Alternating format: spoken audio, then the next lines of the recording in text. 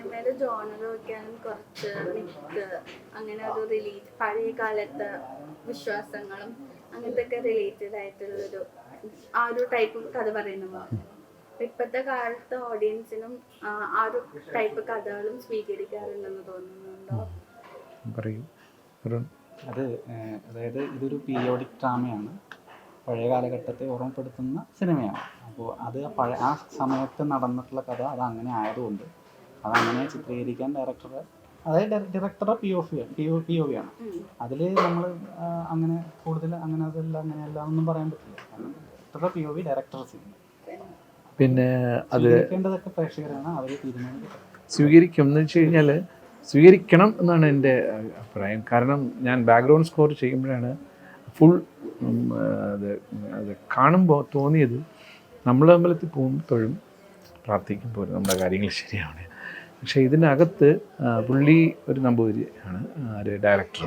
അപ്പോൾ നമ്മൾ അമ്പലത്തിനകത്ത് നടക്കുന്ന ഒരുപാട് കാര്യങ്ങളില്ലേ, ചില വാക്കുകൾ, പ്രയോഗങ്ങൾ, അതെല്ലാം അരുണിൻ്റെ ഡയലോഗ്സിൽ അറിയാൻ പറ്റും.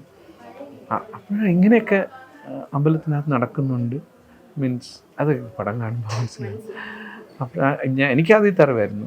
ഞാൻ വള്ളുവനാടൻ ശൈലി, അതായത് ഈ വള്ളുവനാടൻ ഒരു അതിലാണ് ഈ കഥയുടെ ഒരു ഇത് പോകുന്നത്. ആ ഭാഷാ ശൈലി അങ്ങനെയാണ്. അപ്പോൾ ഞാൻ ഒറ്റപ്പാലമായതുകൊണ്ട് ഞാൻ അമ്പലത്തിൽ വർക്ക് ചെയ്തിട്ടുള്ളതുകൊണ്ട് കാഷ്യറായിട്ട് വർക്ക് ചെയ്തിട്ടുണ്ട് 2 വർഷം. അപ്പോൾ അവിടുത്തെ അമ്പലത്തിലെ നമ്പൂരി അവരുടെ ഒരു സംസാരവും അതൊക്കെ ഒബ്സർവ് ചെയ്തിട്ട് അപ്പോൾ ആ ഒരു സാധനവും നമ്മളേതായ രീതിയിലൊരു സാധനം കൂടെ കയറ്റിയിട്ട് അതിനെ അങ്ങ് പ്രസൻറ്റ് ചെയ്യാൻ ചെയ്തു. അപ്പോൾ അതിന് മാക്സിമം ഞാൻ ചെയ്യാൻ ശ്രമിച്ചിട്ടുണ്ട്. അവിടെ എൻ്റെ വീട് അവിടെ ആയതുകൊണ്ട് എനിക്കത് ഈസി ആയിട്ട് ചെയ്യാൻ പറ്റും. ഇപ്പോൾ ആണെങ്കിലും അതിൻ്റെ ഫസ്റ്റ് മൂവിയാണല്ലോ, അപ്പോൾ അസിസ്റ്റന്റ് ഡയറക്ടറായിട്ട് വർക്ക് ചെയ്യുന്നുണ്ട്. സിനിമ ആക്ടർ ആവണമെന്നുള്ള ആഗ്രഹം നല്ലതാണ്. ആദ്യം മുതലേ ചെറുപ്പം മുതലേ സിനിമ ഇഷ്ടമാണ്. അതായത് ഞാനൊരു ഒരാഴ്ചയിൽ 3 പടം എങ്കിലും കാണാൻ പോവാറുണ്ട്. പിന്നെ ഫിനാൻഷ്യലി കുറച്ച് അത്രയൊക്കെ കണ്ടു കഴിഞ്ഞാൽ നമുക്ക് ഫിനാൻഷ്യലി മോശമാകും. അപ്പോൾ കുറച്ചൊക്കെ എപ്പോഴെങ്കിലുമൊക്കെ ഒന്ന് ഗ്യാപ്പിടുന്നല്ലാതെ എല്ലാ സിനിമകളും തിയേറ്ററിൽ പോയി കാണാൻ ശ്രമിക്കാറുണ്ട് ഞാൻ. അപ്പോൾ അങ്ങനെയുള്ള ഒരാൾ എന്തായാലും പാഷനറ്റ് ആവണമല്ലോ, ആയിരിക്കുമല്ലോ. അപ്പോൾ അങ്ങനെയാണ് കോളേജിൽ പഠിച്ചു. കോളേജിന് ശേഷം ഞാൻ സിനിമ ചെയ്യണമെന്ന് വിചാരിച്ചിട്ട് കുറച്ച് ഗ്യാപ്പിട്ട് നിന്നു. പിന്നെ ഫിനാൻഷ്യലി വീട്ടിലെ പ്രഷർ എല്ലാം കൂടെ കാരണം നമുക്ക് ജോലി ചെയ്യേണ്ടി വന്നു. ഇപ്പോൾ ആക്ട് രണ്ടും കൊണ്ടുപോകാം, പക്ഷേ ഇപ്പോൾ നിലവിൽ സിനിമയിൽ തന്നെയാണ് താല്പര്യം ചെയ്യുന്നത്. ഇപ്പോൾ ഈ സിനിമയിലുള്ള ഒരുപാട് എക്സ്പീരിയൻസ് ആയ സീനിയർ ആക്ടേഴ്സ് ഉണ്ട്, അവരൊപ്പം ഉണ്ടായിരുന്ന എക്സ്പീരിയൻസ് ഒക്കെ എങ്ങനെയാണ്? അവർ നല്ല സപ്പോർട്ടായിരുന്നു.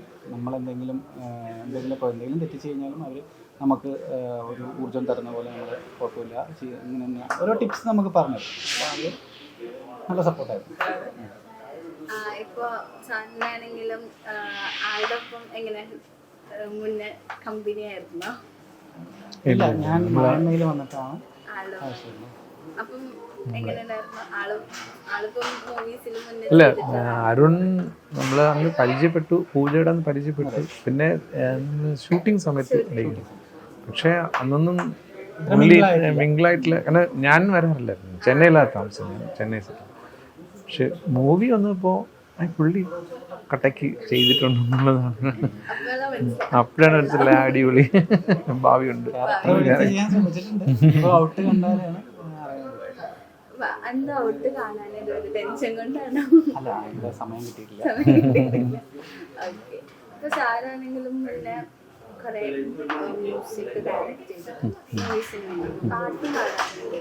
സിംഗറാണ് ബേസിക്കലി.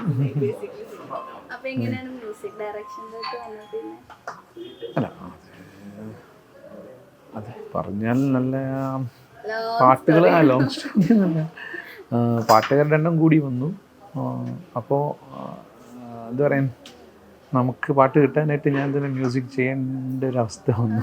അങ്ങനെ ആയിരിക്കും, അങ്ങനെയാണ് മ്യൂസിക് ഡയറക്ടറായത്. മ്യൂസിക് ഡയറക്ഷൻ ചെയ്ത് തുടങ്ങിയപ്പോൾ വേറെ സിംഗേഴ്സിന് ഞാൻ ചാൻസ് കൊടുക്കുന്നുണ്ട്.